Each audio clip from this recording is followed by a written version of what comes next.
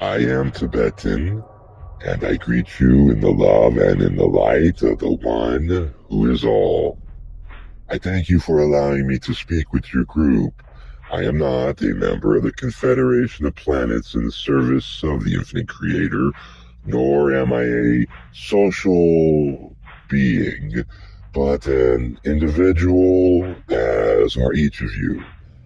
I speak from an icy fastness far from humankind and wish to contact this instrument for the purpose of sharing the joy of experiencing what I would call the end of the personal trail of my life. I have placed myself in my final resting place and will soon be gone from this earthly habitation. My path has been strange, and I am most honored to be able to share with those who may share sympathy with me and wish me well the story of my life. When I was a very young boy, I wished very much to be a girl. And my father was ashamed of me and gave me to a monastery near the Potula.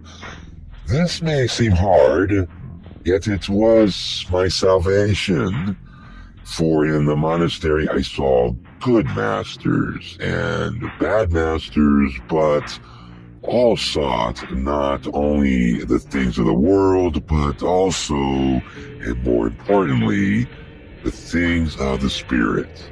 And so, being young, ashamed, and hoping for amendment with life, I bended quickly into the ceaseless prayer wheel of monolithic existence. For 30 years, I held a subservient place in the monastery, wishing for nothing more, for the simple things were more and more nourishing to me, and as I learned the discipline of myself, my own company became more and more desirable. When I was 39 years old, I was allowed to become a retreatant, one who is contemplated constantly and alone. When I was 55, I awoke one morning with itchy feet and left my cave and started out walking.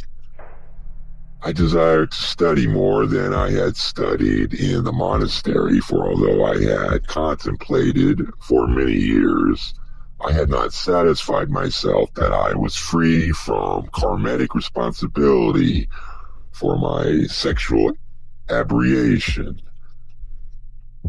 I walked into China, but did not find satisfaction there, nor did I find satisfaction in India. But in India, in Singapore, I found a missionary who spoke to me of redemption, and so I studied redemption.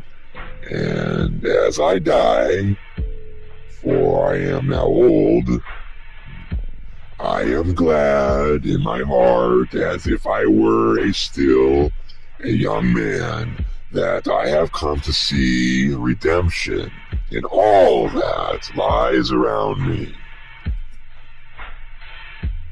Thank you for listening to my unremarkable story.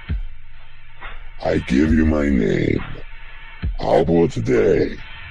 This is not quite correct. We are sorry. The instrument is not capable of repeating correctly our syllables.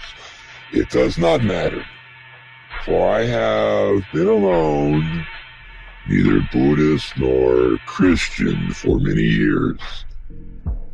For 33 years, to be exact, I lived the incarnation of a solitary man. I witnessed that the Lord of my life is far more vivid than the sweetest tastes, sounds, feelings, thoughts or objects that are possible in the world. I rejoice at the dissolution of old bones and await the freeing of my perfect spirit. Neither Buddhist nor Christian, yet loving the sun of my day and the moon of my night.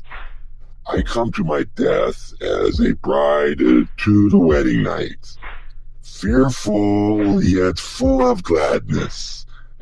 It has eased my heart and mind to have one last human touch. And I bless you for having hearts that respond and understand that all humans are one together. When we are together, I will make myself known to you, and we shall rejoice together as we do now.